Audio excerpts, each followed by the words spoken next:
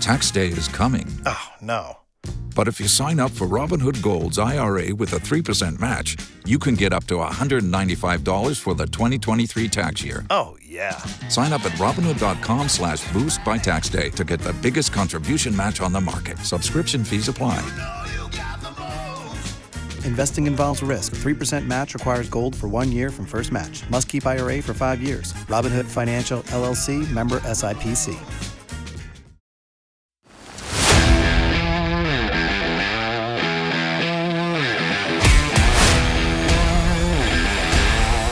Welcome to the Dragon's Lair.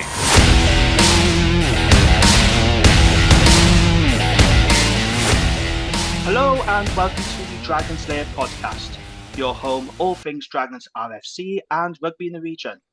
I'm Jamie, and joining me as always is Gavin Thomas. How are we doing, Gav? I'm very well, Jamie, very well. I've a Christmas where no rugby was played and no results happened whatsoever apart from beating Scarlets. Yes, Dragons unbeaten in 2024. Absolutely. Yeah, Happy New Year, by the way. Happy New Year. Did you have a good festive period? Yeah, yeah, good? I did. It was very good. Brilliant. Okay. And just a reminder that you can find us on platforms such as Apple Podcasts, Spotify, and the Sport social network. And if you like what we do, please rate us and leave us a good review, as it all helps to grow the pod. So, Gav, this week's podcast is a special one. So this is going to be a supporters Q&A. And we have a very special guest to help us do that. It's Dragons RFC chairman, David Buttress. David, Happy New Year. Thank you. Very Happy New Year to you both. How was your festive period? All good, I hope? Very busy with 4 kids. Very busy. And one kid's worked out there's no such thing as Father Christmas now. Can I say that on a pod? Do kids listen? I don't know. Not many, I don't think. It should be okay. So was absolutely under pain of death was told not to tell the other kids and ruin it. But yeah, it was good, mate. Good with the family. Boxing Day was one not to remember, but New Year's Day, I guess, was made up for a little bit. But yeah, no, I hope you're both well and hope you both had a great one as well. Yeah, absolutely. Like I said, thank you for joining us. We really appreciate it. We know you're a busy guy and you've got a hectic schedule, so we do appreciate you joining us on the pod tonight to answer some supporters' questions. So we've had a lot of them, it's fair to say. We've had a big response. But before we go into the listeners' questions, David, I just want to know, is it okay to ask you about what happened this week with the joint supporters group letter? Can we touch on that? Yeah, man, you can ask me anything. Of course, yeah, shoot. Brilliant. Okay, so the Joint Supporters Group Cymru wrote an open letter to the new WRU CEO, Abi Tierney, this week. So they outlined 4 points that they wanted addressing. The first is regarding the COVID business interruption loan scheme. The second was regarding funding for the pro game. The third was WRU funding. And then we get to the 4th point. And this is what causes a bit of a stir. On point 4, they are claiming that the Dragons received 10 million of additional funds whilst owned by the WRU between 2017 and 2023. And they want an explanation of how this was allowed to happen. And then the next day, we saw a statement from the Dragons Supporters Club. They put out a statement saying, in light of a misunderstanding and some additional information, the DOSC would like to publicly distance themselves from point 4 of the letter to Abi Tierney. David, can you just touch on that, please? What was your reaction to that point 4 and what's this all about? Yeah, it's probably 3 things for me. One was, stepping back from the letter quickly, I think we got the Joint Supporters Club have done a great job. And people who passionately care about the game and our teams, they'll be absolutely applauded and appreciated, and they are. I have to say, I don't know where parts of that letter come from in terms of point 4. I suspect I can have a good guess, but I suspect it didn't just come from supporters. And I think that's the bit that disappointed me the most, because we did a deal last summer, and the whole premise of that deal was we were going to move forward together as 4 teams and the Welsh Rugby Union. We were going to look to rebuild the finances of the game post-COVID. We wanted 4 successful teams, and part of that deal was the Dragons went into private hands. And when I saw that point 4, I can't tell you how angry and disappointed I was. And for 3 reasons. One was, firstly, what a thing to send to Abi Tierney on day 1 in the job, and to simultaneously send it to her at the same time as leaking it to the press. If that's how we honestly think we're going to win friends and influence a new CEO, I can tell you as a former CEO, that's not the way to do it. I don't know. I don't know what Abi thought. I haven't spoken to her, but I could probably have a good guess if it was me. I'd be pretty disappointed. And I think Abi's clearly a smart, capable person. I think she wouldn't that take her too long to find out and work out where that's come from. It was such a loaded point, clearly pointed at attacking the Dragons. And I just think it's unnecessary. And I'll tell you why. Firstly, I don't recognise the number. That's the first thing to say. And the second thing is, if we're honestly going to spend our time now as a PRB and as a Welsh Rugby Union, as owners of 4 teams, trying to dig each other out and work out, the last 6 years retrospective navel gazing about who's had what and any, because frankly, the funding model hasn't been equal either. So if we're going to have a discussion about how the game's been funded the last 10 years, and we want to spend our energy and time on a retrospective analysis, well, let's pull all the numbers out and publish them. Because I can put a table out on Twitter that'll show that the Dragons was the least funded team for the last decade by millions and millions of pounds. Probably more than 10 million if you compared the most funded team to the Dragons. So let's not do that. It's a waste of time. We all understand the funding model we were in. All 3 teams outside the union voted for the Dragons to be rescued and bought when it went into potential insolvency. They all consented to it. Every year since I've been in PRB, each business plan has been signed off. We've all had full visibility of each other's numbers, including the WRUs. So let's not do that. I don't want to spend time other than giving you that context, because I just thought it was a really clumsy thing to do. I understand it. People are feeling under pressure financially. People are feeling that the pro game needs more funding. Everyone's under pressure financially. I get it. I got to say that I completely empathise and sympathise with the financial pressures that exist within the game at the club level. It's really tough, but this is not the way to go about it. It really isn't, neither at the substance level nor the style level. And I would just say one other thing, which is, please come on now. Let's accept we've got this challenge, which is the finances of the professional game in Welsh rugby. Let's accept we're all here to make it better. We've kept our word and take the club private. No one else was buying rugby clubs last year. In fact, they were closing. We kept our word and took the Dragons private. So give us a bloody chance. We're 2 minutes into the door. The guys have come in like David Wright, myself and Ho Young, with good intent. We're trying to rebuild the club. Let's not take pot shots at each other like that publicly or through the back door on Twitter. Let's give each other a good go and try and grow the game and show Welsh government and show our supporters and show sponsors and show the Welsh Rugby Union that we're here to build a game for the future. And let's not spend time on the stuff from the past, because it's been and gone. It's been and gone. And I don't know any good business which spends its time burning its energy in the past. And if there's things that need to be shared, by all means, let's have that information in PRB, and by all means scrutinise and look at the numbers and ask questions. But let's do it the right way. Let's not try and do it this backhanded way. It was just poor. It was just poor in my opinion. And so for me, that's as blunt as I can be. Okay, so just to confirm, that figure of 10 million, you don't recognise that? That's incorrect, is it? The 10 million, I don't understand how they've got to that number. And when we bought the club, we did a net asset transaction, which was which, without boring people, that is the liabilities of the club, which included the COVID loan plus the value of the assets it owned, which is the things like the stadium. And that's how we bought the club. So, at no point in our net assets deal, genuinely, I don't recognise the number, but equally, I haven't spent I haven't spent hours digesting the last 6 years of retrospective accounts either. I have, I really haven't. And frankly, we had a, and to add some substance to that statement, we had a £2 million, just under 1.9, £2 million hole to fill at the Dragons in the year that we're in now, the 23-24 season. I can promise you that's taken up 90% of our time and energy. And that's where, looking at the 2017, 18, 2019, 2020 accounts has sincerely not taken up any of my time. And so when I saw it, I sort of thought, I'm not quite sure they've got this number, where that number's come from. But equally, I haven't spent time digging into it either.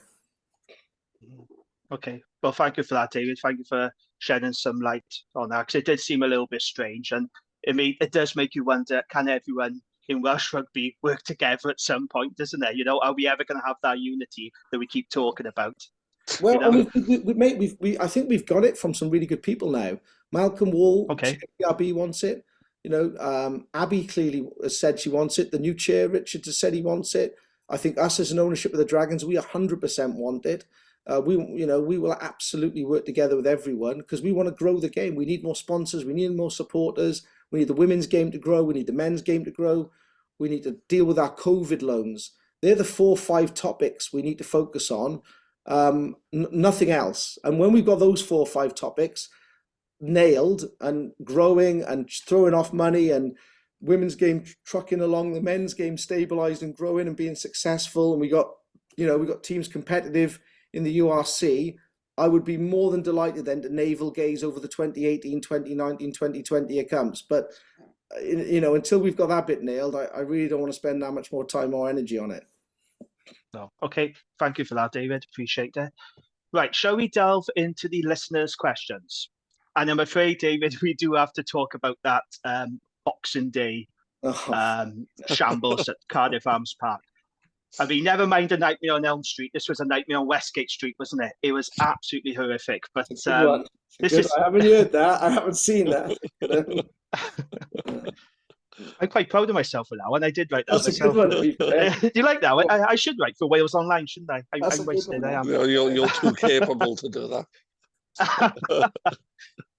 You put Chris Kieran out of a job at the Argus. Right, okay, let's get straight into the questions. So this is a question from Nathan Dark. And he says this: after the embarrassing nature of our showing against Cardiff on Boxing Day, it was clear that some players didn't want to be there. Di Flanagan mentioned escalating some proposed changes. Can you discuss this in more detail? So I think the exact phrase that Di said, he was going to fast track some changes that were already going to happen, but after that performance in Cardiff, which you have to admit, Dave, was completely unacceptable and highly embarrassing. What exactly can we expect? What are these changes that you're going to fast track?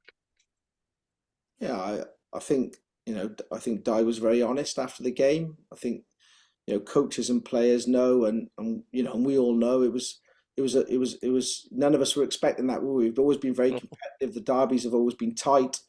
Arguably we should have won a few of the more recent ones. We all know. We haven't had a great record against Cardiff recently, and we're all desperate to put it right. Perhaps in some games, perhaps we've been almost too desperate, but to put it right. When you compare our results against Scarlets and Ospreys, for example, in recent times, we've been relatively successful, I'd say, in terms of win-loss. Look, it was one of those days at the office that I don't think any of us will forget in a hurry. It was a tough one, but we stick together, right? We have to. We know it's tough. We weren't expecting that, is the truth. Obviously, you've got to give a bit of credit to Cardiff. I think Cardiff have approached the season well, and I thought they've played well. And I've watched them a few times this year, so I give credit to Cardiff for the first half. That's not to take away the fact we obviously didn't play how we were expecting to play. So everyone was gutted. There's no getting away from it, and honestly, it was the worst trip home I've had from a game. Genuinely, I was pretty. Boxing Day night was pretty gloomy in my gaff. But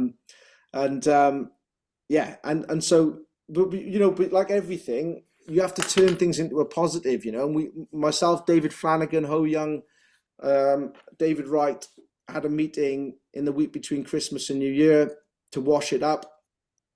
And I think what Di alluded to was something we all felt, which is that, we've got to make changes. The definition of insanity is, doing the same thing and expecting a different outcome. And Yeah. so we already had plans in place for the stuff we want to do this summer, building into 24 and 25, and Di's plans, and Di's obviously, a young, innovative coach, and had lots of ideas and players and how he's thinking about trying to, develop the on-field stuff.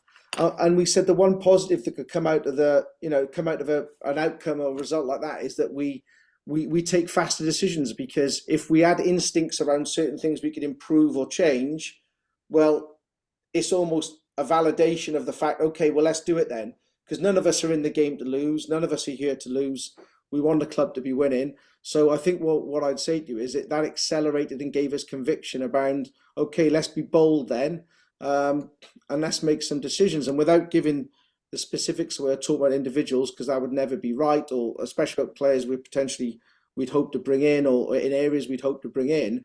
I think, it definitely radicalized our opinion, and it gave us a strong passion and appetite to try and make some changes, so we can, I guess, get to where we want to get to quicker. And what we didn't want to do is have an outcome like that and then think, oh, we can make a few tweaks. We just feel like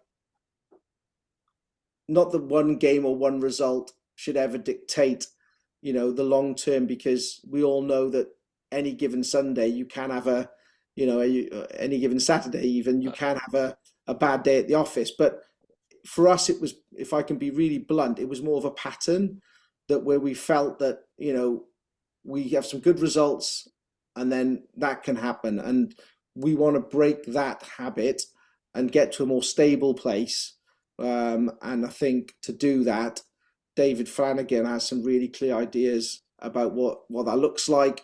And I think it's our job as owners to support him and back him, and to do that. And so that's what we're working through together as a team. Of course, we'd love to be able to do more, and that's financially to support David, but we'll do as much as we can while keeping the club stable financially. And hopefully supporters will see that play out over the coming weeks and months in the various announcements that obviously will go alongside those changes that we're making in the background now. But obviously at the moment they're in the background. You guys wouldn't be aware of them, and frankly neither should you be at this point. But over the coming weeks and months you'll see that play out through obviously the club statements. Was there an element as well, Lord, the Scarlets game directly after it, where Di has made quite a few changes, and a younger looking team and some of the big internationals being dropped as well? Is that part of that reaction as well? Is that something that David's trying to do and trying to bring through in the club? Yeah, David's as David said, really, he's got a lot of confidence in the young talent in the club, and that probably accelerated some of the, like he said, around the Scarlets game, that accelerated some of those decisions for him, bluntly. And I think David was extremely honest in the press, and that's what he said, and that's what he was saying to us as well. I think that's what he said to the players. So David's been very consistent around that, and we were highly supportive of it, because David, we believe in David, we believe in what he's doing and trying to do. And I guess as a supporter myself, I'll speak as a supporter here, not the chairman, I was quite excited to see some of the young guys come in, and let's see what they've got. We believe in our youth, we believe in our Gwent pathway. We think we've got some talented kids coming through. I shouldn't say kids, they're young men. Some of them, as you know, have done really well for the Wales under-20s. Let's see. Let's put them in. And I guess that's a little bit what Cardiff has done this year. If you look at Cardiff, they've played some really talented young lads, and they've done ever so well. There's nothing wrong with learning from your neighbours in that sense. And I think I think it was great to see, and I was really happy they got over the line against the Scarlets. I think we deserved it, and I think they did ever so well. Going back to the Cardiff game, though, David, the aftermath of that, Dragons received a lot of criticism, rightly so. If we're being honest, Jonathan Davis, Jiffy, Welsh rugby legend, he said that a lot of the Dragons players aren't good enough to be pro. Do you think that's a fair comment? No, I wouldn't. I understand it. People, pundits and everyone's entitled to an opinion. And when you have a result like that, you're going to cop a bit. I think everyone knows that, whether you're in, it's like being in business, right? If you have a bad set of results or you make some poor decisions as a CEO and you miss your numbers and you miss your forecasts and you turn up at the stock market and say, we've underperformed and we've missed our numbers, it's a brutal place to be, and the press are going to jump on you and tell you you're a rubbish CEO, you should get sacked, and you don't know what you're doing, and all the rest of it. So when you're in these kind of jobs, not to compare business too much to sport, because I think sport is a unique animal in terms of emotion. I think you've got to expect criticism. So I don't think I don't think we shy away from that. I don't agree in the sense that I think we got a great group. Anyone can have a bad day. And I think I don't want to excuse anything, because I think the players themselves, the coaches themselves, were very honest about how they felt about that. But equally, I know they're a great group of lads, and they're doing their best. And that was just, if they could have that again, I suspect it'd be very different. But we can have it again, and that's sport, and that's why we love it. But equally, do I accept why we copped a bit? Of course I do. It's understandable. And, I was probably effing and jeffing like the rest of them on the way back from the result after the game. But, equally, it's important, I think, when you own a club or you're chairman of a board of a professional sports team, while you feel the emotion, my God, you feel the emotion, you've got to be able, the morning after, to calmly think, okay, it's a bad result, but two things. Firstly, what are we going to do?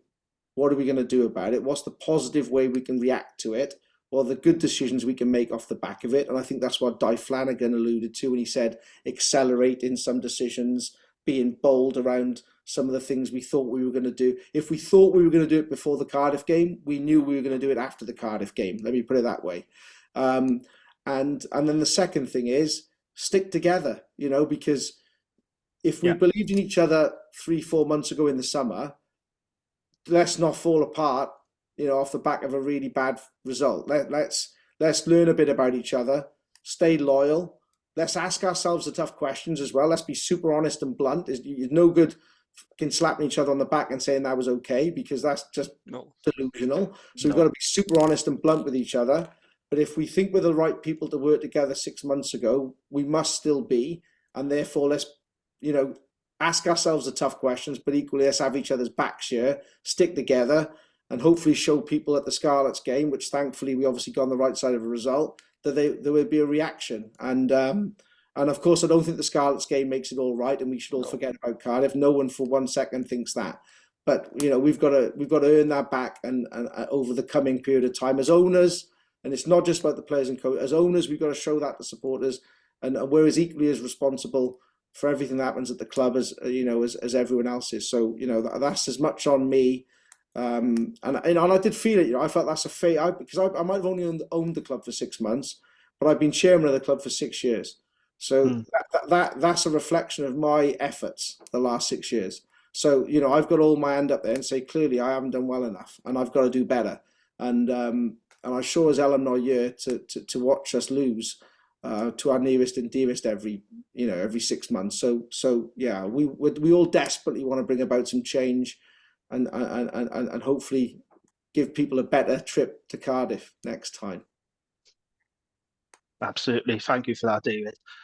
Right, this next question, a lot of people were asking this question. This is one of the most popular questions that we had, okay? So this particular question comes from a Rodney Rowe, which is a fan account on Twitter. I think you're familiar with him. Which one? Rodney Rowe. Yeah, they give me loads of shit. They give. Is that Phil BB or somebody who's got access to that? They give me so much crap. I can't believe it. It's probably because they care, David. That's why. Exactly. Yeah. That's what my wife says. That's why she gives me this. Yeah.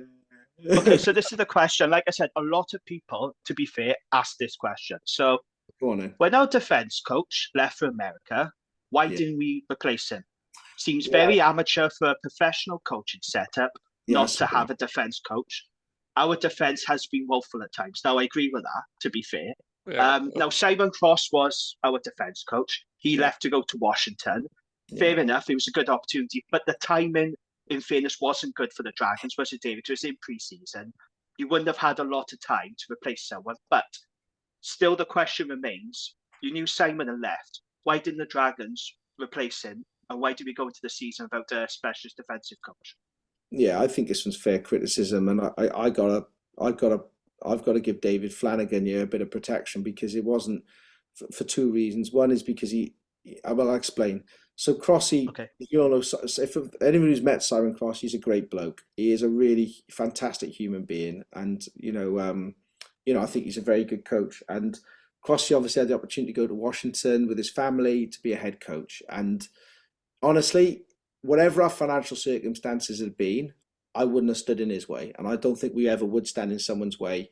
Life's too short. I was given opportunities in my career to progress, and I was very grateful for the bosses who supported me in those moves. And so I think we should always, we should always accept that, right? And I think I spoke to Crossy over Christmas and New Year to exchange, happy Christmas, happy New Year. He's loving life over there. I'm hopefully going to see him actually when I go over to the States. He's a great bloke, so I'm pleased for him, right? So that's the first thing. I think the criticism's fair. Why? Because when it happened, and this is on me, by the way, so this is on no one else. We had, I alluded to it, we had a financial hole of 1.2 million, and this helped bridge that hole. And so pragmatically, I was, I guess, accepting of it on the basis that it meant that filled some of the problem that we had to bridge in this financial year that we're in. So, and bearing in mind, by the way, this year, we're investing a lot of money in the club anyway, but we still had that hole. Okay, yeah. That's how strained the finances were, and we knew it when we were buying the club, so no surprises either. So that's the honest answer. And Di Flanagan said, "Look, guys, I'll do my best to help you out here and make it work for us, and I'll step in.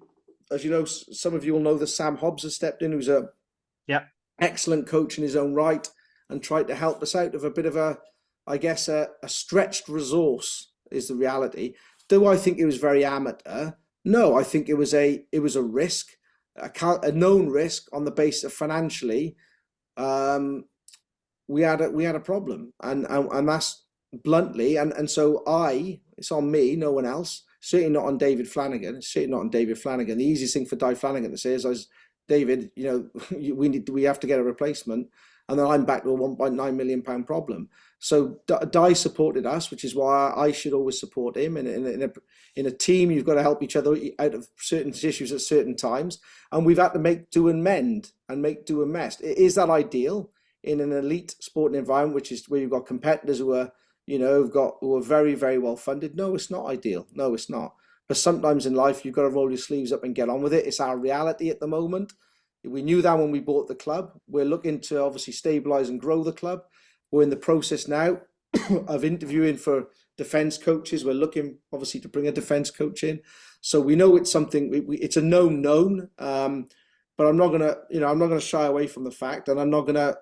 That's on me. And any criticism that comes our way should come at my door, because that was I guess in essence it was a financially led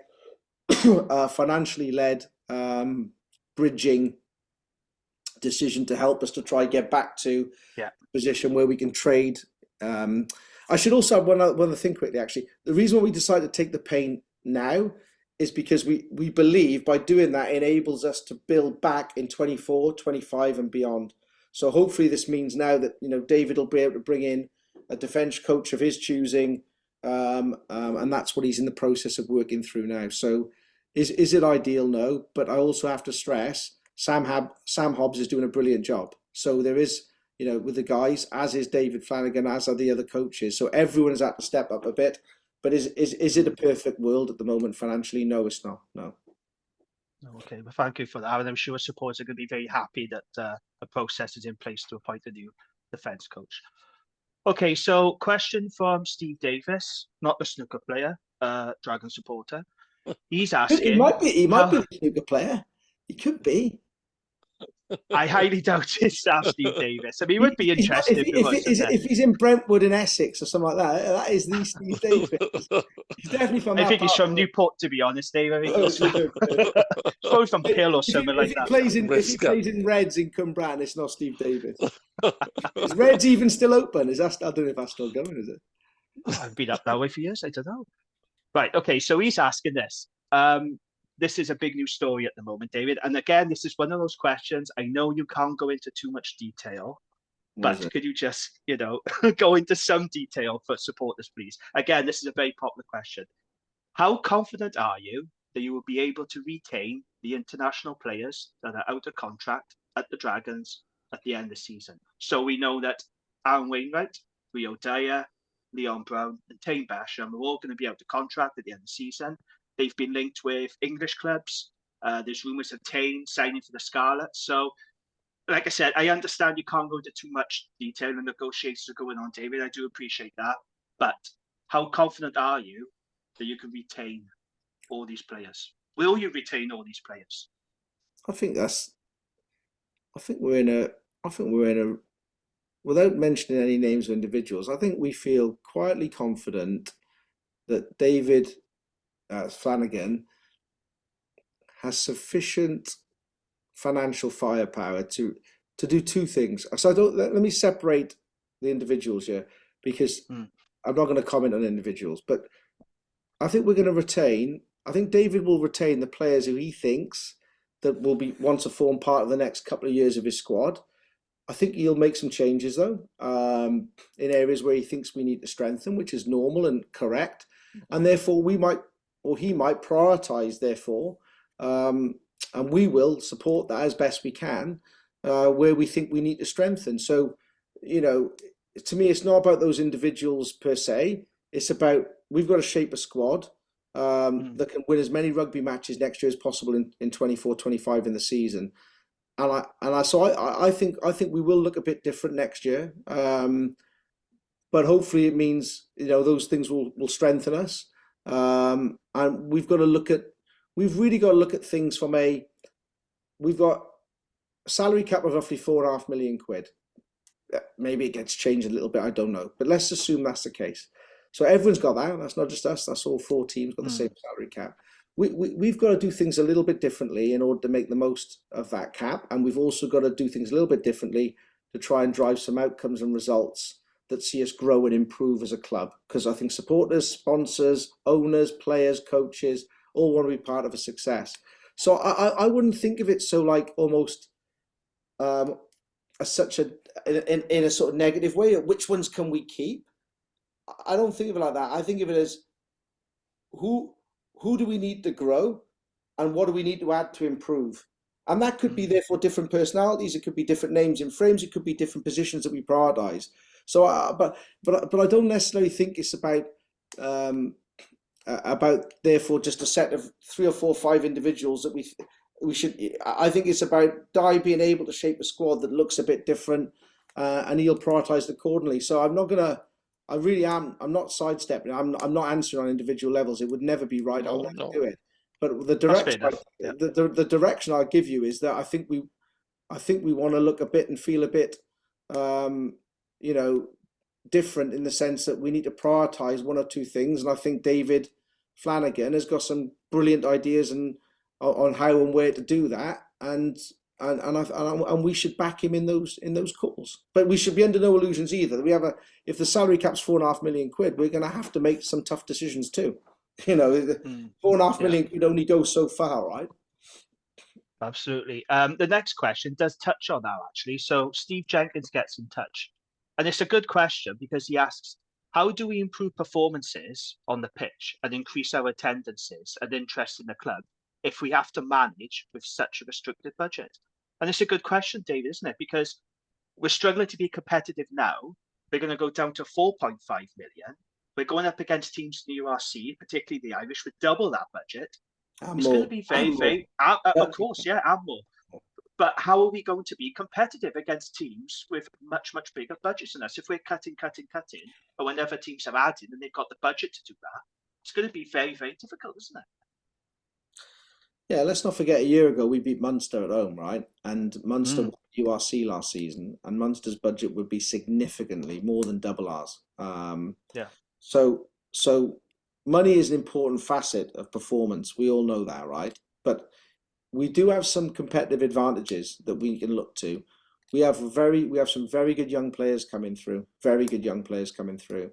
So if we can develop and support their development and expose them to the right kind of experiences on the field, then that can help us to be more competitive. We as owners are clearly going to have to, and I think we have done, I think we're going to invest what for us is quite a significant amount of money over the next 3-4 years. We're going to need to support financially as well, and that's to the tune of a low couple of million quid over the next couple of seasons, which will hopefully help us be a bit more competitive. And then I think what we need to do is through our network and contact. And by the way, when I got involved, the commercial sponsorship of the club was 1.1 or 1.2 million a year. And John Westwood and his team have now grown that just under 2 million. It's 1.8, 1.9 million.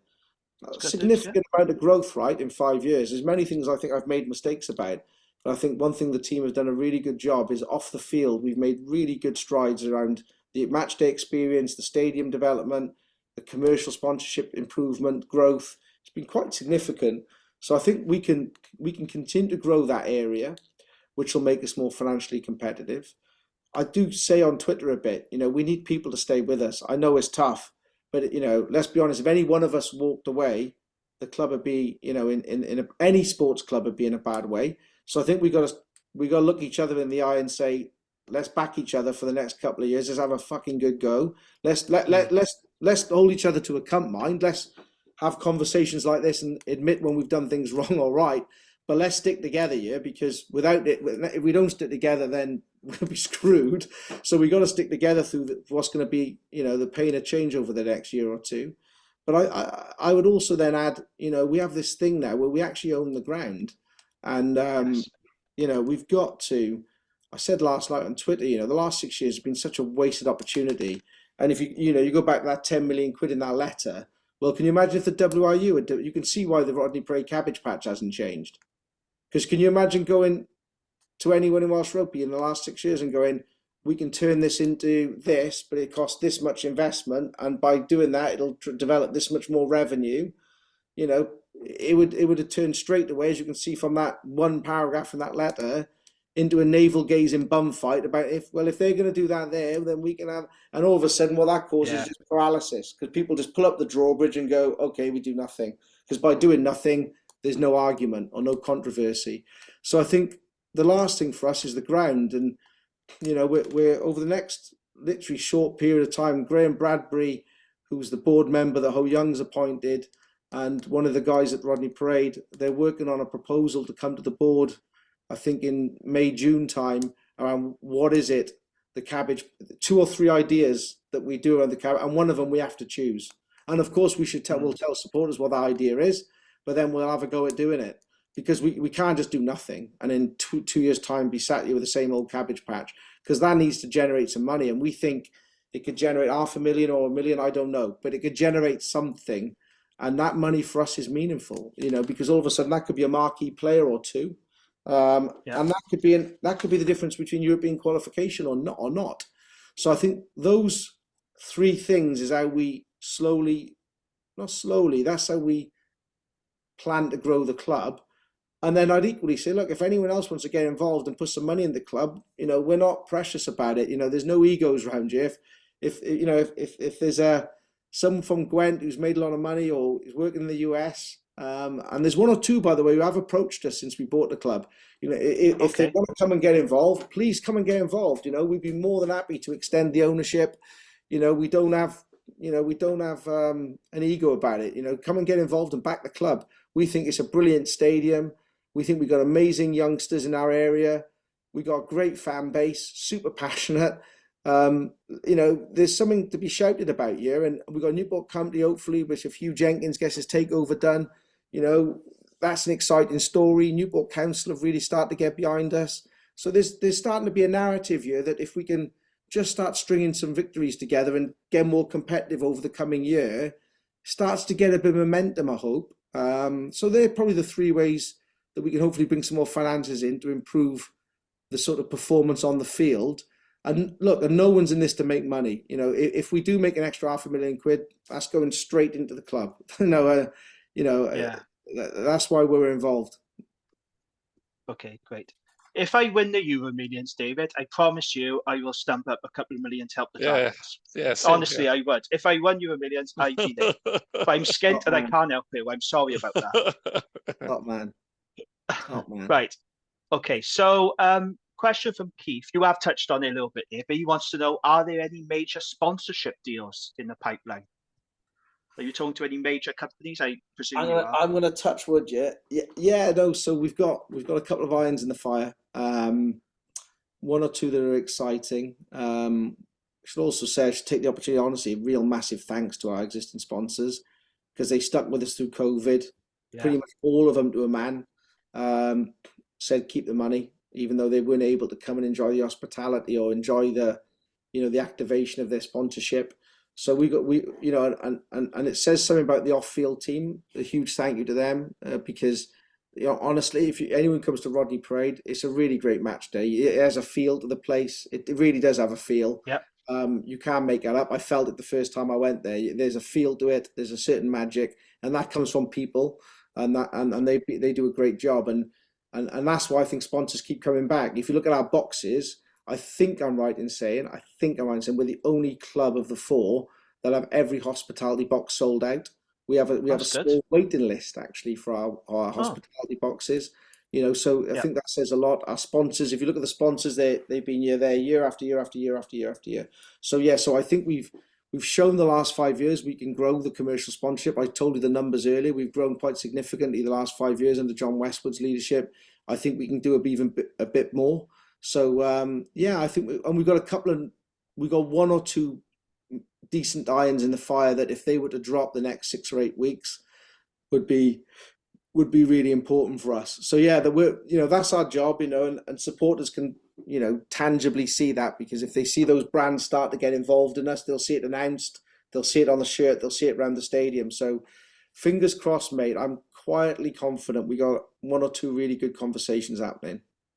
Great, that sounds really encouraging. So fingers crossed on that. David, I want to ask you now about the URC, if I can, okay? So the URC is a strong competitive league, and the standard's been greatly enhanced with the South Africans coming on board. Yeah. It's a much stronger league, in my opinion, than the English Premiership. Yes. But as you know, the URC is a hard sell in Wales, isn't it? Because what people want to see are derbies, and they want to see those Anglo-Welsh fixtures. Not everyone, but a lot of supporters want to see those kinds of fixtures. So do you agree the URC is a hard sell in Wales? And what are your thoughts on the proposed British and Irish League? Is that something that you would like to see personally? Do you think that would benefit the Dragons more being in a British and Irish League than the current URC? I have a slightly contrary opinion on this. So I love the history. I love the history of Anglo-Welsh, right? Because I grew up watching my granddad at Pontypool Park. So that's my rugby education as a supporter. So I understand the nostalgia. Why do I say nostalgia? I think it's driven from the fact we don't win enough as Welsh teams. When the Scarlets won the Pro 14 or Pro 12, whatever it was, I didn't see Scarlets fans call in their numbers, droves calling for Anglo-Welsh because they won the league. And I don't see Irish calling for anything because they're winning the leagues. And I think it's about winning. I don't see the Scottish fans calling for it. The Scottish fans, I know they don't have the history. What I'm saying is they're not calling for a different product for the URC because they're winning games and they're in the Champions Cup. So I think we've got to be blunt about what the real reason is. And I think the real reason is people are fed up of losing. We don't win enough. And I think as 4 professional teams, we've got to challenge ourselves, and we're the most guilty of not winning enough. So let's be blunt about that. We've got to try and win more. And the way to win more is to go, if you go back the way we started on that letter, is we've got to go about our business in a more effective way. Stop trying to blow holes in each other, work together, support each other, get more money at the pro game in Wales, support each other to become more successful, get more sponsorship. And as a result of that, we'll start winning more. And I suspect the noise then about what league we play in will significantly go down. I'll tell you why I have a contrary view. I actually really love watching the South African teams. I think they brought a lot. I think the players, the quality of the players, the names, the superstars. When I saw, when Khaleesi was down the Scarlets, the people were queuing out the back of the stadium to see the guy. Because Khaleesi was up, was obviously in the ground. The URC is a bloody good league, and it's gone more and more competitive, which has made it tougher. But I think we shouldn't delude ourselves too much about the nostalgia. I understand it. The bit I do get is the home and away. I think the bit where you struggle is the away support. I think you can't get away from that. The fact there's insufficient away support in stadiums definitely gives the English Premiership that experience and advantage, because from that specific point, having home and away supporters in sport is brilliant. So I definitely think, and we can't do much about that because we are geographically fragmented, and so people by definition are not going to fly all over the place. Some do, but the reality is you're not going to get the same as you had Gloucester, Bath, or whatever. So that bit I think is a fair thing. But there's no perfect world either.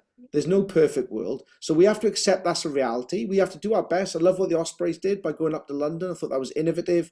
Loads of South Africans in West London. Really smart idea. Give that a go. I think we could do better at marketing to that market, the London market, because there's a lot of people from Italy, a lot of people from South Africa. So I think we can do stuff to improve the away experience, but at the same time we should accept that's a reality. But I think in terms of quality of product, quality of player, quality of teams, quality of competition, the URC is a win on those 4 dimensions. Where it falls down is the history in Wales of the Anglo-Welsh and the nostalgia for it and the away support. And the third thing is we don't win enough in the league we're in, so people start looking for a different solution for the problem we don't win enough. But no one ever says it's because we don't win enough. They say it's because, history of Anglo-Welsh and the away support. And I accept those 2 things, especially the second point around away support. But let's be really blunt. If we were winning the league every year, Dragons fans and we wouldn't be going, we want to change league. Fuck that, we want to stay in this league because we win it every year and it's brilliant. So we got to be blunt about that truth. My last comment would be on rugby generally, is I would love there to be promotion and relegation. I think rugby as a sport at a club level doesn't get that right. And I know there's examples of sports that don't have promotion relegation, but they're mostly US sports. In Europe and the culture of our sport, there should be jeopardy at the end of a season. And for me, I'd love rugby if they were going to do some sort of cross-border mergery, change the structure. The thing I would love to see the most would be promotion relegation, because I think broadcasters would love it, supporters would love it. It would bring jeopardy at the top and the bottom of the league, and I think all of a sudden rugby as a marketing product would be enhanced. The one change I'd love rugby to embrace and be less conservative and stuck in the past about is promotion relegation. I think the nostalgia thing, though, is a real point, isn't it? When people say, we'd love to have Anglo-Welsh, it's not 1978 anymore, and that's what people are missing. And those fixtures, as much as I remember going to see Ebervale playing against Coventry and stuff when I was a kid, it's a different deal now. And the English clubs aren't interested in us. They want the Irish teams. They don't particularly want the Welsh clubs turning up. And I think the nostalgia thing needs to be killed dead. And you're right to talk about it's a business. And rugby is a business and needs to be run like a business and not on the whims of fans. Well, the other thing is, being blunt, that ship sailed, haven't it? Wales. A long time. Welsh Tribune had the chance, was it? And a classic Welsh rugby, we ended up, I don't know, I was a kid at the time or a teenager or something, and they ended up navel gazing, fighting about this and that, and they're not doing it. So they had the chance and it went, and I'm not sure that if that chance would even exist again. So I'm not, as you say, I'm not convinced that it does. But equally, I don't change my view. But what I would love to see is, the promotion relegation format, and that's just a general point around rugby. I'd love to see it in the Six Nations. I'd love to see the bottom team drop out and whether it be Georgia or whoever come up. I understand the arguments for and against it, but I think just adding that jeopardy, I don't know, it just brings something to sport, I think. Okay.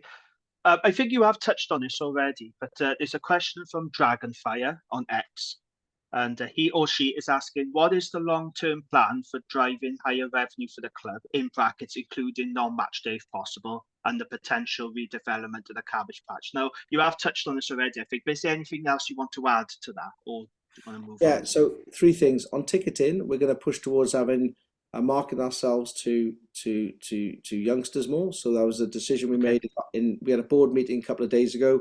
We really want to broaden our demographics and appeal to a younger audience, and bring in those families and kids, the next generation of supporter as well. So hopefully you'll see some stuff around the club and how we try to do that. So we definitely want to grow that. I think we do a pretty good job with the community stuff, so I think we can use that. We're going to be investing a lot more money in the Gwent community, around trying to grow in schools to bring those kids into the club and let them experience it, because I think when they experience match day, it's pretty special. So I think that's one thing. Secondly, we spoke about it enough. We've got to develop the Cabbage Patch. It's a wasted opportunity that could be meaningful for us in terms of driving non-match day revenue. So expect to hear more from the club over the summer period, because we're going to have those 3 or 4 proposals come to the board in May, June time.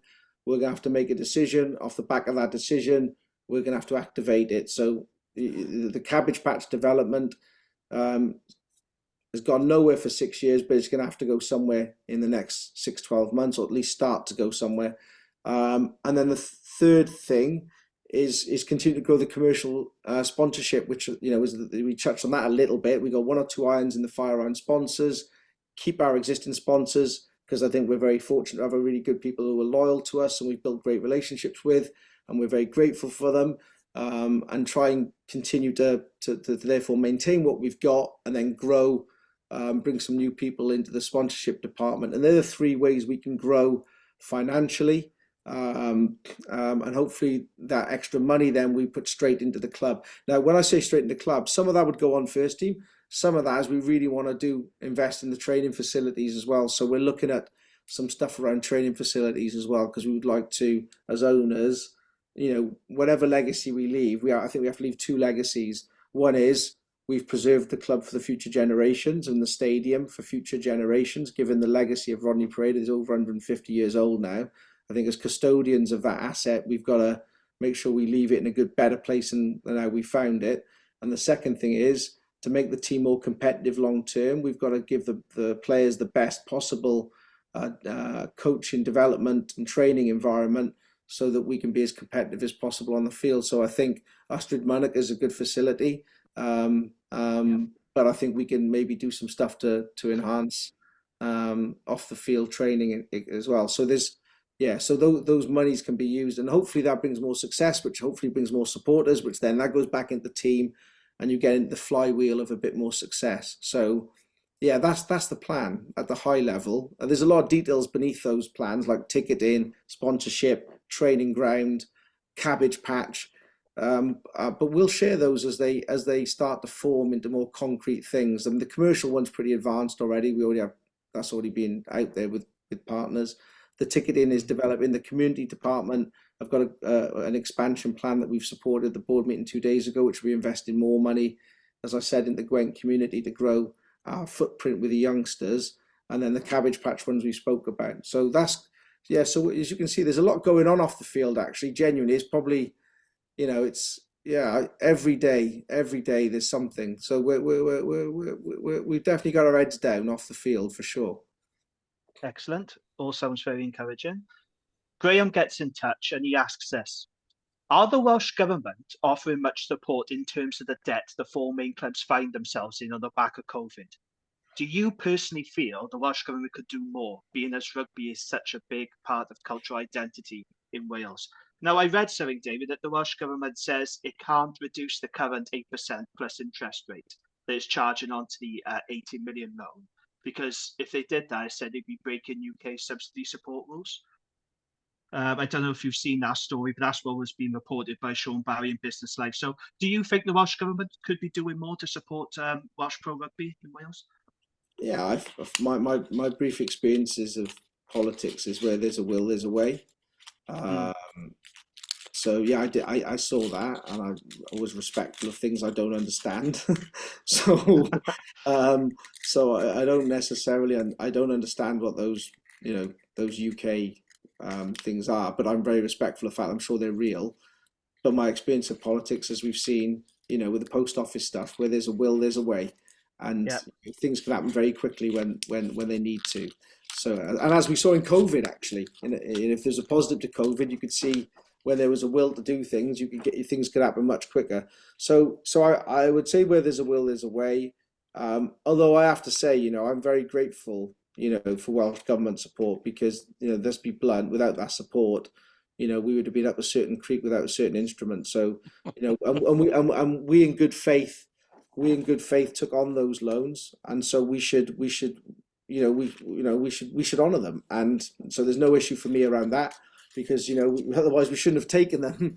So so I think we took them in good faith. They gave them in good faith. I think we will respect that. Of course we will.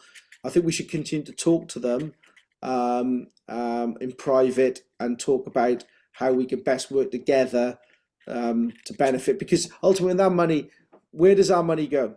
Our money goes into enhancing, professional rugby on the field, and who wins when Welsh rugby wins? Everyone wins.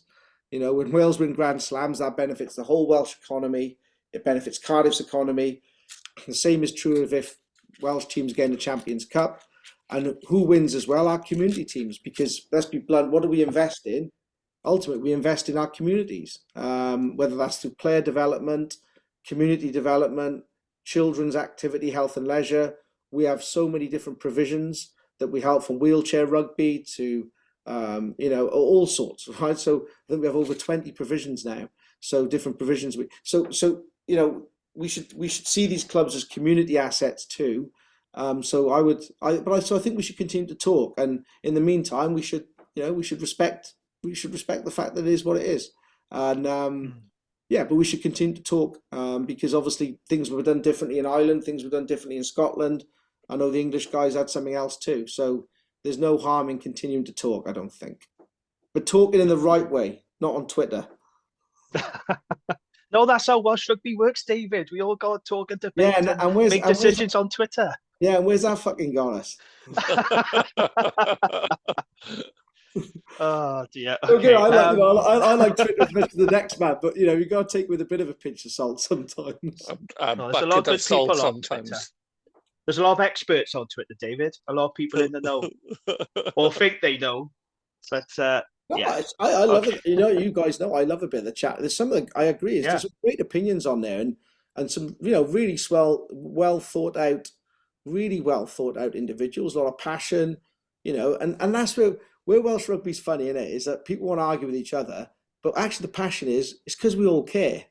And so when we step back sometimes from taking everything personally on Twitter, which as you can probably see, I never do. I just laugh. If someone gives me a bit of stick, I think that's probably fair enough. Half the time I do think that's fair enough, actually.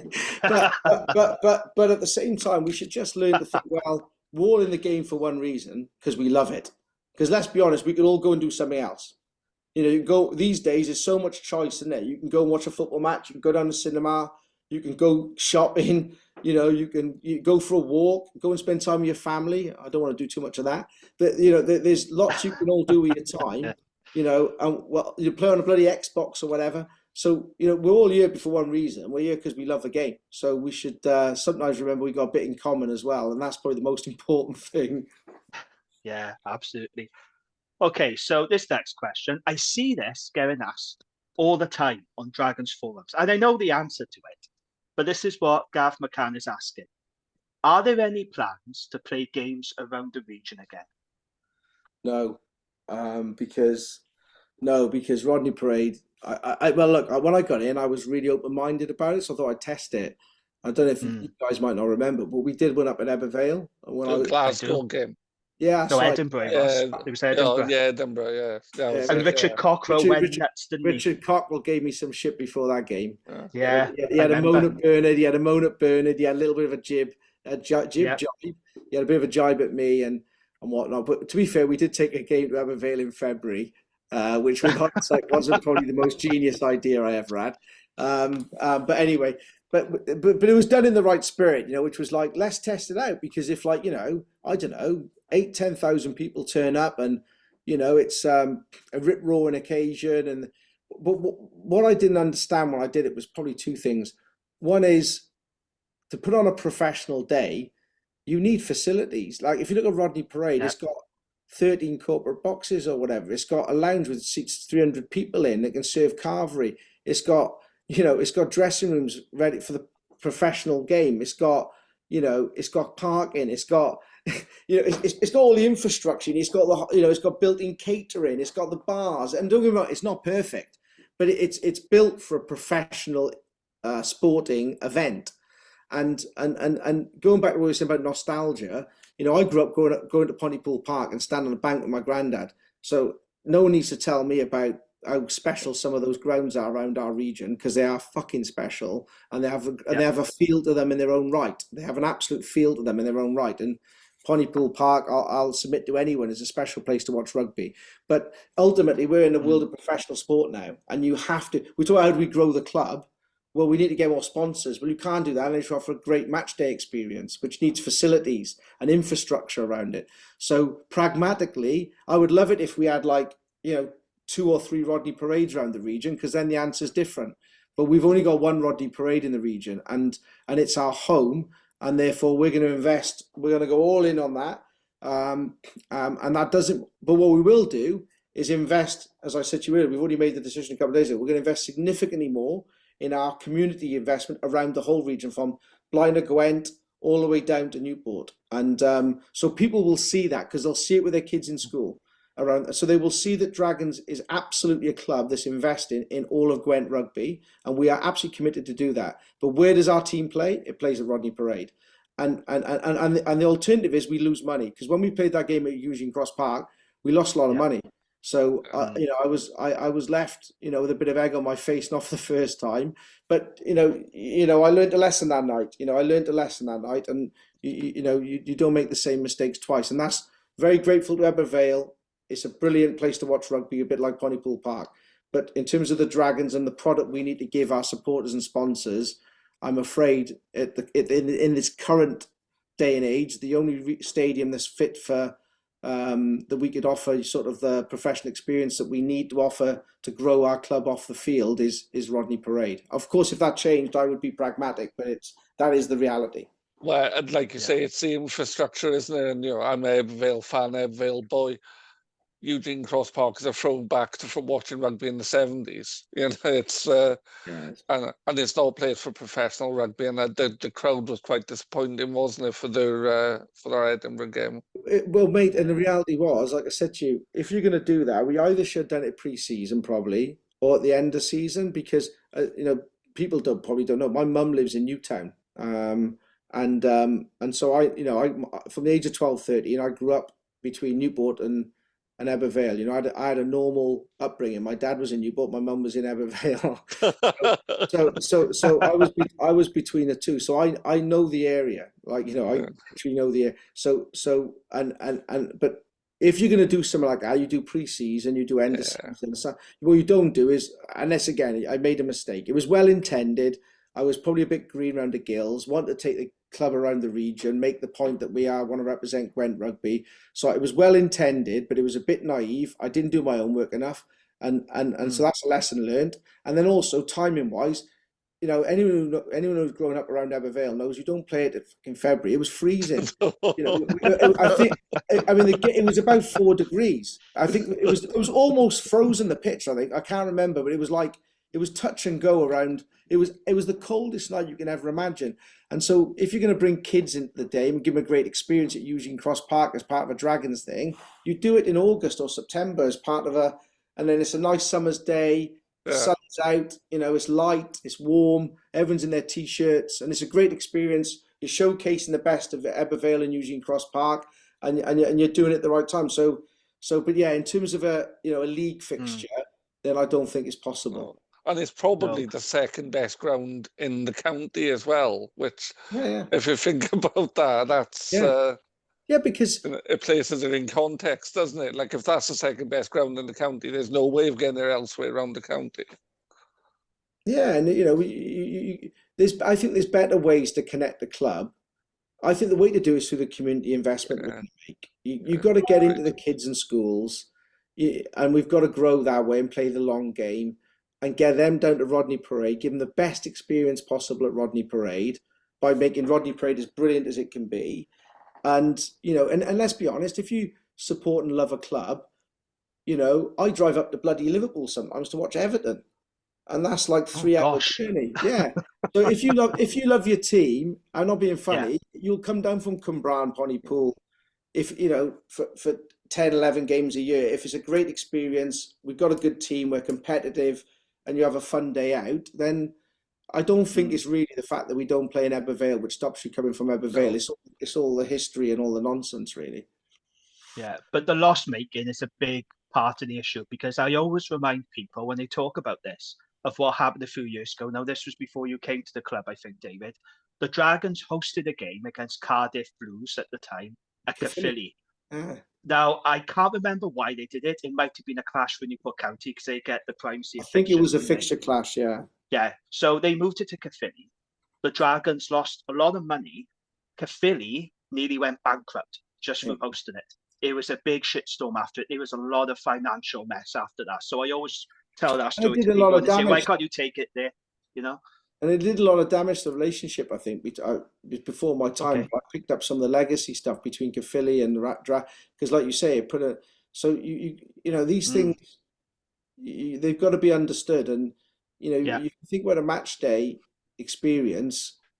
Genuinely, we'll have on average 250 people who are having a 3-course meal at Rodney Parade on average.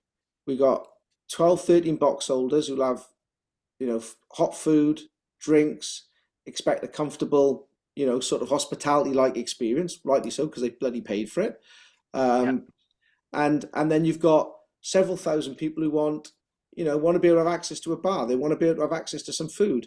They need access to toilets. They need to be able to park. They need to be getting in and out safely. So there's things that, and that's table stakes. That's table stakes. So to give a good experience, you've also got to then try and enhance it on top of it. And by the way, you've got to try and do that profitably. Otherwise, you lose money. And there's plenty of ways in professional sport, I found out, that you can lose money. So, if you don't get that bit right, you're in a whole world of pain. So, hopefully that gives people that's the warts and all honest picture anyway. No, great stuff. Thank you for clarifying that. This question is a little bit of a loaded one, I think, but this is from Owain, and he says this. With the rumours about our international players being linked elsewhere and having already lost the likes of Rowlands, Moriarty, etc., what would be the incentive for us to renew our season tickets for next year? So, David, if someone says to you, look, we're losing games, we're losing our best players, why should I renew my season ticket next year? What would you say to that person? I think people need to look at it in the round, because I don't agree that I think we're losing a few to gain a few, and you've got to look at it in the round, in the sense that you can't look at any one individual going. You've got to look at who came in to replace that person, and what's that done for the team's competitiveness. So forming a squad is an art and a science, and therefore if you just pick on one individual and go, oh well, you've lost Rowlands or whatever, but what's happened as a result of that? And I think that's what people will see, hopefully play out in a positive way the next 4 or 5 months as the club makes announcements, where hopefully people go, I get it. That makes sense now. That makes sense. I can see why they've done that. And I think that's the piece, so it's never personal. It's never about one individual. I think, but I think if you look at what people should do, so why should they renew? Because I think if they look at what we're trying to do in the round and hopefully what we're able to execute, I think they'll see some very talented players stay. They'll see some of our most high-profile Welsh players stay, and they'll see the squad reshape for sure. So there'll be some leave and some will come. And I think that what they should then do is think, do I think that's made the Dragons more competitive for next season? And I'm quietly confident the answer is going to be yes from the conversations we're having currently. Now, of course, there's no guarantee because it's subjective opinion, but from the way Di's thinking about next year and how he thinks about it, he's got all my confidence. And I look at it from a chairman perspective, but I also look at it from a supporter's perspective.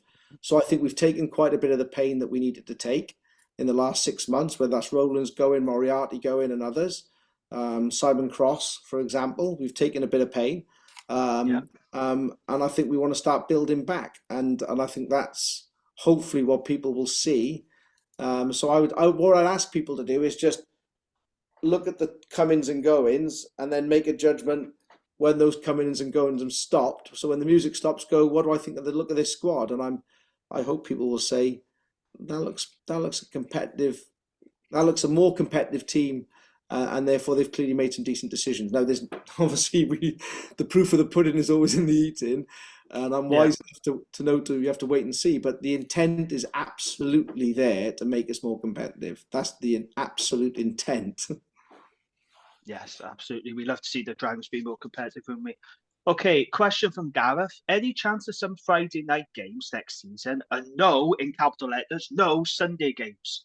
As I understand it, David, it's the TV companies, isn't it, that call the shots. Well, do you as a club have any say in the scheduling of games and when you want to play them? You don't, do you? Not much. I think there's a bit. So what people don't know is probably three things. So one is Newport Company have primacy on the ground as part of the lease. As a Football League club, they have to have that. So we have to wait for the Football League fixtures before we can inform the URC of what weekends we can play at Rodney Parade. So there's a genuine, understandable issue there for the URC because they need to schedule the other teams in the league and they can't just wait for the Dragons. So there's an understandable, disadvantage we put ourselves at because of that, because clearly otherwise we could go to the league much earlier and say, here you go. Having said that, the Football League have become really decent and very fair about how quickly they give us the company fixtures. So that's helping. That's in a relationship we've started to improve and develop over the last couple of years. So that's helping, but that still remains a complexity because we're obviously a dual purpose stadium. The second thing is that then the broadcasters, of course, were a significant contributor to our revenues. Around probably 20% comes from broadcast of our overall revenue. Is significant. So they understandably then get dibs on when they want us to play, and they obviously have scheduling preferences, so that influences it. But then the third thing is we do have some influence over that, and we were literally discussing this in the board a couple of days ago. If we want to target youngsters, I think we've got to become two things. There's two learnings we saw over Christmas, really. We don't want to be playing when the Premiership are playing. I don't think that makes sense because we cannibalise supporters off each other. So I think the Premiership is probably more important than we all realise. So we've got to start scheduling games outside of when the Premiership are playing around Gwent. So I think that's something we can maybe control at the WIU level conversation with us. So I think we've got to look at that. And credit to Johnny Westwood for pointing that out, because I think that's a really important data point we haven't thought about enough historically. And then the second thing is I think we've got to be clear to supporters about when we're going to play and try and be consistent with that. So I think there's two fixtures I think that appear to us to be marketable. Friday night, but let's accept then you can't really bring kids and family, right? And I just said we want to grow with kids. So I think we've got to have a two match day scenario. One is a Friday night game, and then the second one I think is we must accept some afternoon fixtures. Now ideally we'd love Saturday afternoons, assuming there's no Premiership, and if not, we're going to do some Sunday afternoons because I want to be able to get the kids there. And that I know people don't like, but we've got to back ourselves to try and grow those occasions, but be really clear with people about what that game is then about. Friday night is sort of a boozy night under lights, hopefully a great atmosphere, and a rip-roaring game and have a few beers and all the rest of it. And then there's a family experience, which is, we would love to have Saturday afternoons. I don't want later than 5:30 though. I think when it goes beyond 5:30, it's not good for families, David. To say people have things to do on Saturday night as well. I know it's like myself with my missus, like, well, you're going to go and watch rugby at 7 on a Saturday night. We got like 4 kids. That's family time. So we've got to get the product, I think, into those afternoon blocks if we're going to market the families. Because once you go Saturday late, I think you might as well play Friday night late, because people don't mind a Friday night late because it's Friday night. But I think Saturday night is culturally a bit more family time, and then afternoon, early evening is probably the latest you can go on that. So that's what we're going to try and manufacture, and then you can judge us by the outcome in next year's fixture list to see if we've done a decent job or not. Okay, I have to say I have a big bugbear with the scheduling, and I don't know whose fault it is exactly. So let me give you an idea what I mean. Okay, so I'm a Dragon season ticket holder. I'm Yeah, also a Newport County season ticket holder. Okay, good for you. yeah. If I miss a Newport County game, it's not the end of the world for me, because I know that every other Saturday I'm going to see the No, county at there's Ronnie Parade at 3 o'clock on a Saturday. Okay, yeah. I know the scheduling, I know the routine. With the Dragons, if I miss a Dragons game, I might not see another Dragons game Ronnie Parade for 4 or 5 weeks. 3 months. Yeah, And I no. cannot understand why sometimes we have a period where we have a big cluster of home games, and then we don't have anything then for what feels like a month or so. And I can't understand that. And it's very difficult, David, for people to build a habit, isn't it? When the games are, on Friday nights, Saturday afternoons, Sunday nights. Do you understand what I mean? I just find that really difficult. And I think it's difficult for people to build that habit when the games are so, Yeah, you look, scheduled the way they are. look, I see it. I see it with Premier League football, right? Genuinely, Everton fans, Man City fans, Liverpool fans, they all bemoan the fact that they've taken the money from Sky, but it means you're playing at past 12 on a Saturday, 2 o'clock on a Sunday, Friday night, Monday night, because obviously ultimately the broadcasters dictate when they want that fixture played, and they literally dictate it. So fixtures get moved. And so I understand it? Yeah, I do. But broadcasters, when they're contributing meaningfully to the professional games revenues, do get a significant say on when fixtures get played. I think what we can do is what I just told you, but I think we will always, more so than Company, the opposite. More so than Company, because Company don't have the same broadcast pressure that we get. So we've got more broadcast influence pressure.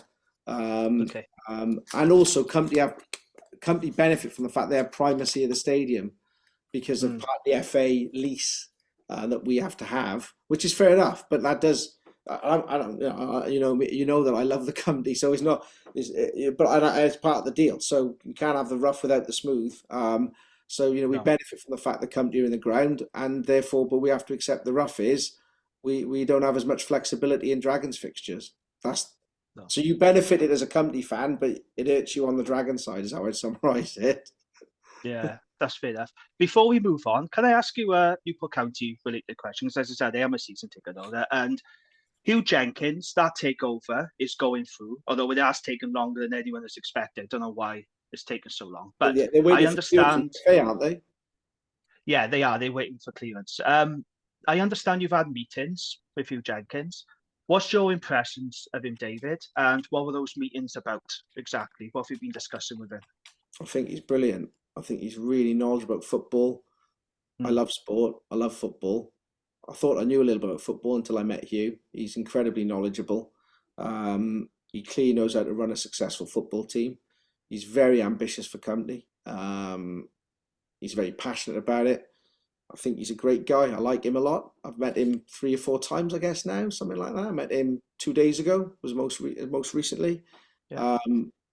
Genuinely has all my support. I really want him to be well. I think we'll work well together.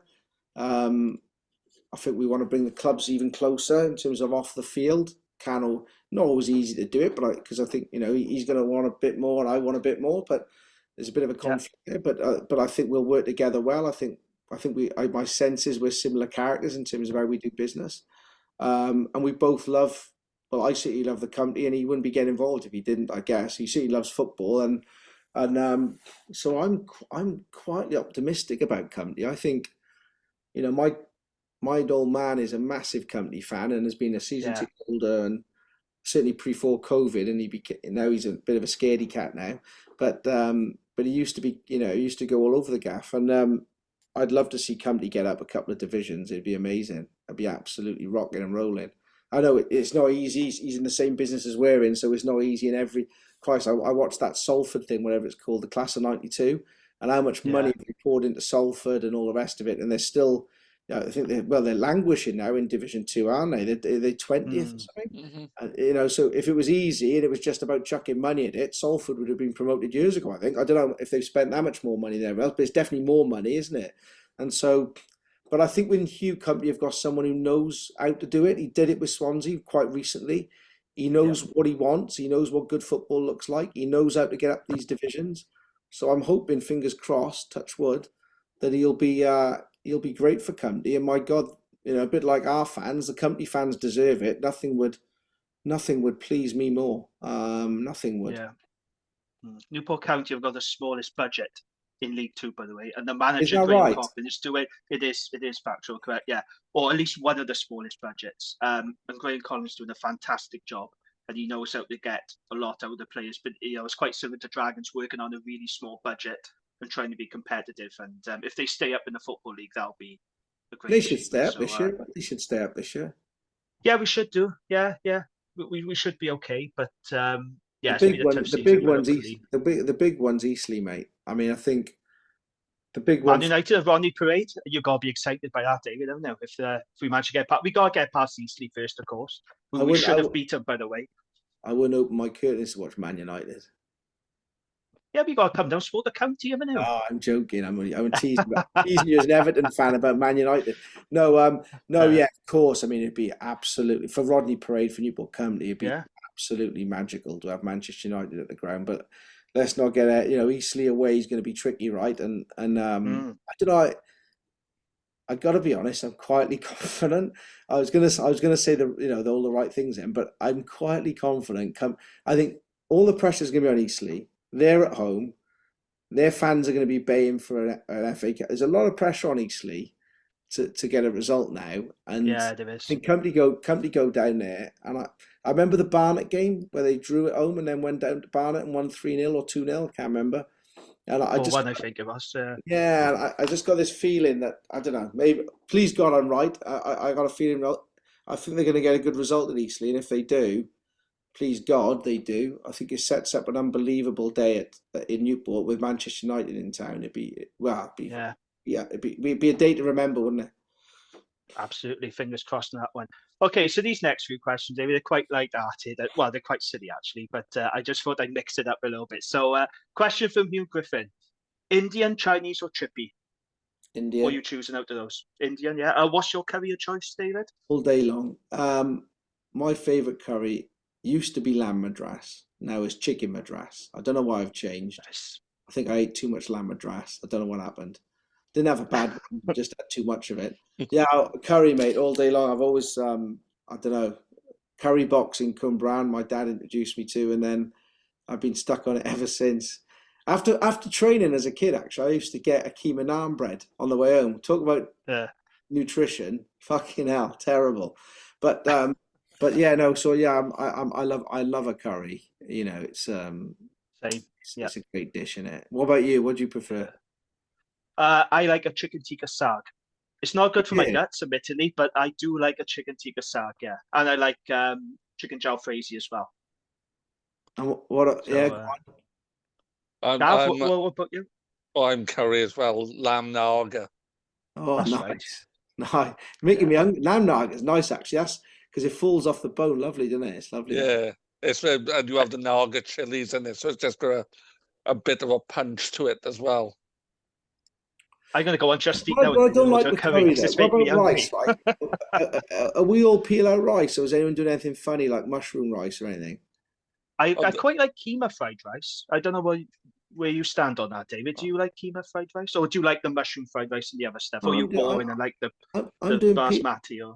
I'm doing peel out rice, guys. I don't agree with this. Like, my wife gets mushroom rice sometimes. Like, I don't agree. It's not right to me. It's not. It's peel out rice. It's fine. It's nice.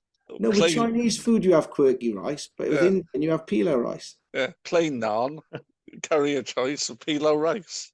Yeah, and that's the other thing. My kids and my missus like Peshwari naan, and that's not right. Coconut in bread is not right. Sorry, that's not right. It's not right. Okay. Plain bread. I don't mind a roti. A good roti, particularly. I'm getting hungry now. Brilliant. I know, I am. I said I'm going to go and just eat now and order curry. Right.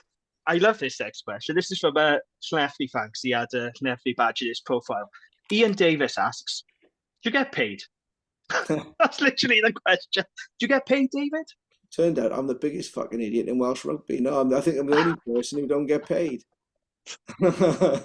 No, I don't get paid. I volunteered. I said to guys when I get involved in the club that I understood it was a financially distressed asset, and the last thing someone in my position should be doing is taking money out of the game. To me, it's a privilege and an honour to be involved. It was not honoured to be asked. I grew up loving the game. You don't get involved, unless you're a player, to take money out of the game. You should do it. So I know I absolutely have always been a volunteer. It's cost me quite a lot of money to be involved in Welsh rugby, but it's been also, I've got a lot back in other ways. I met some unbelievable people. Love the club, absolutely love the club, really do. I think the areas, I know Gwenties, we can be a bit special sometimes, but we're good people. We're loyal. If I think about the people who got involved in the ownership, Di Wright's a Gwenty. And through thick and thin the last couple of years, COVID, he said, Dave, I'll buy the club with you. And he came through, he came through. Yeah. And there were times I was thinking, why are we all doing this? But there's something about Gwenties, I think there's a reason why, we made, good soldiers in the First World War or something, or, we're a loyal bunch to be in a trench with. And, I think we see things through and we stick together. I know we can have a good moan at each other, mind, don't get me wrong, but I will criticise each other, but we probably don't like it when other people criticise us. So we can criticise each other, but when people come from the outside, we sort of group together. And so, I never taken money out. I've always put money in, and that's probably the right way around, in my opinion. And I don't criticise people who need to make a living from the game or anything. It's just, I think if you're in my position, you should be putting money in. And if you don't want to put money in anymore, you should get out the game. Say, thanks a lot, guys. I've had a great run. Really appreciated it. But I've probably done as much as I can now. And for me, honestly, one of the best people I've met in Welsh rugby is Peter Thomas. I obviously knew Peter when he became a more elderly gentleman, if you like. And I was always unbelievably impressed with Peter.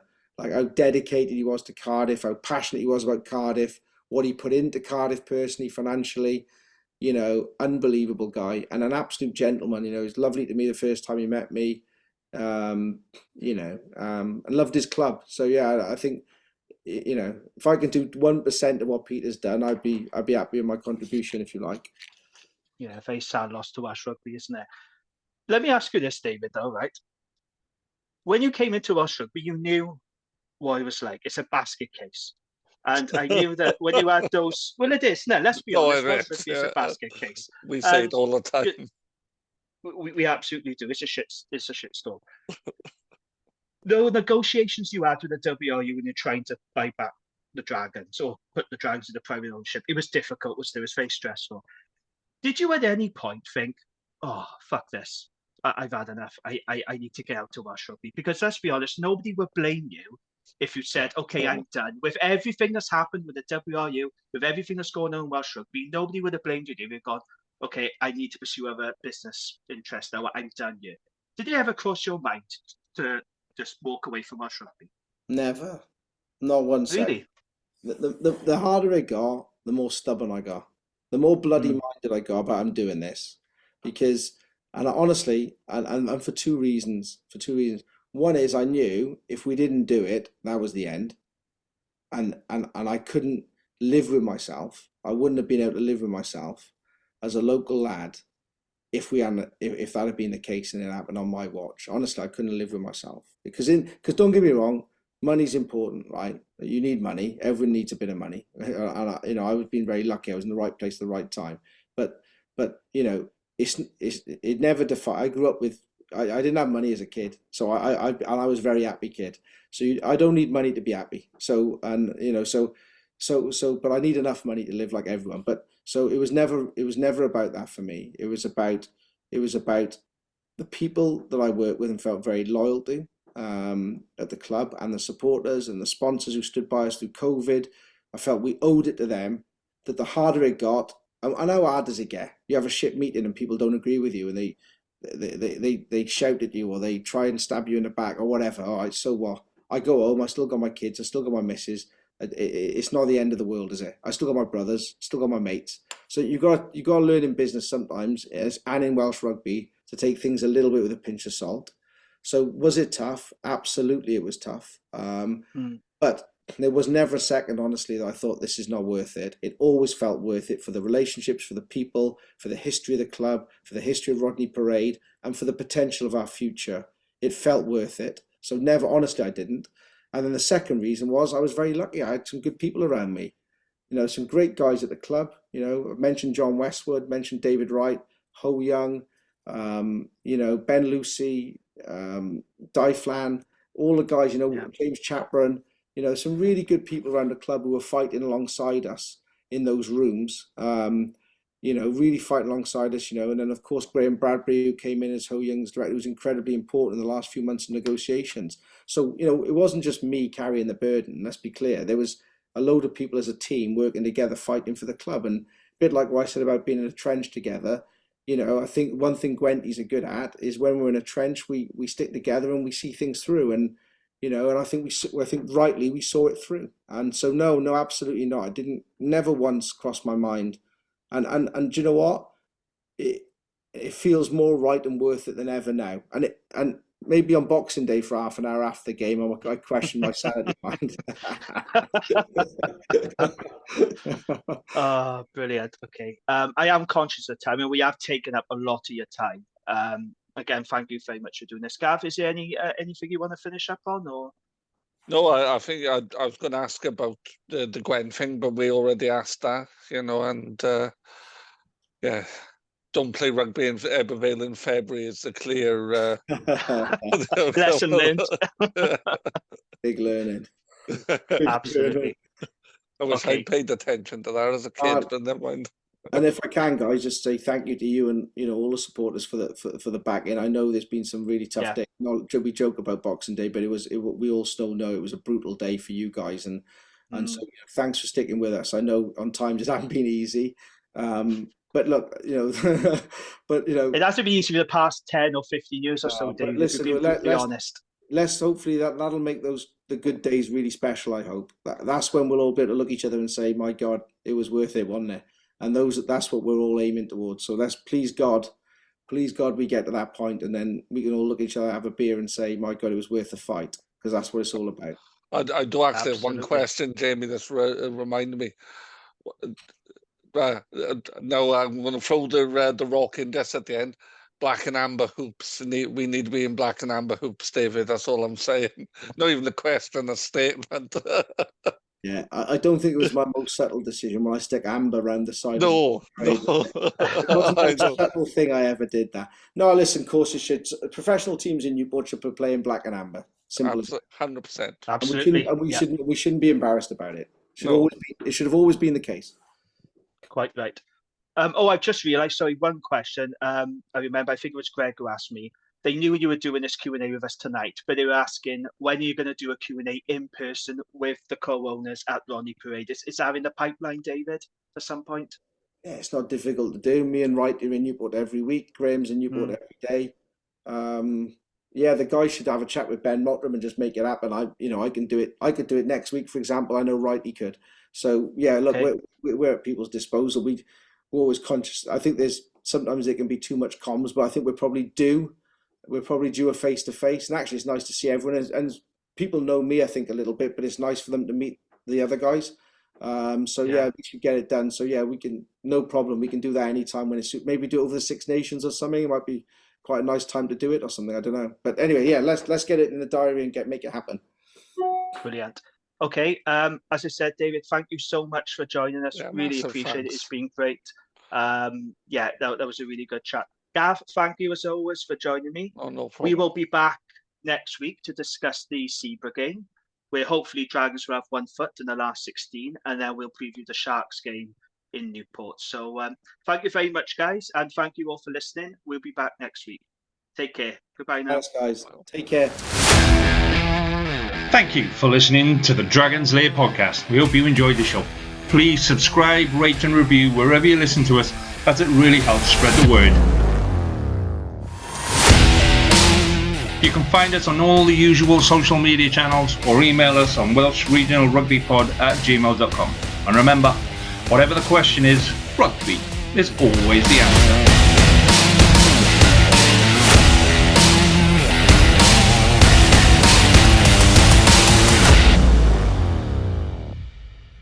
Sports Social Podcast Network.